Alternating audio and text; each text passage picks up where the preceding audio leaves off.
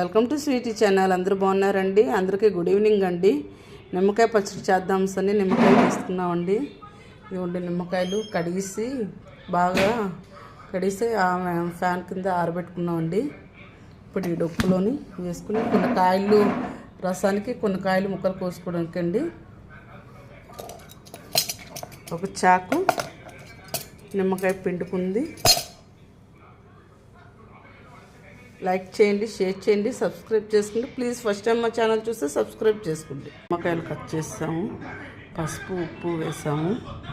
3 రోజులు నానబెట్టేసిన తర్వాత బాగా కలిపి మళ్ళీ పసుపు ఉప్పు సరిపోయిందో లేదో చూసుకున్న తర్వాత మళ్ళీ ఒక 3 రోజులు నానబెట్టేసి ఉంచుతాం.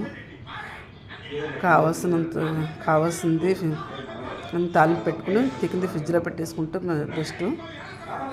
లైక్ చేయండి, మర్చిపోవద్దు ప్లీజ్. Thank you.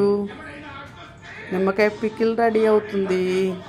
ఇంకా పచ్చళ్ళు పెట్టుకోవడం రెడీ అవుతుంది. సమ్మర్ వచ్చేస్తుంది కదండి.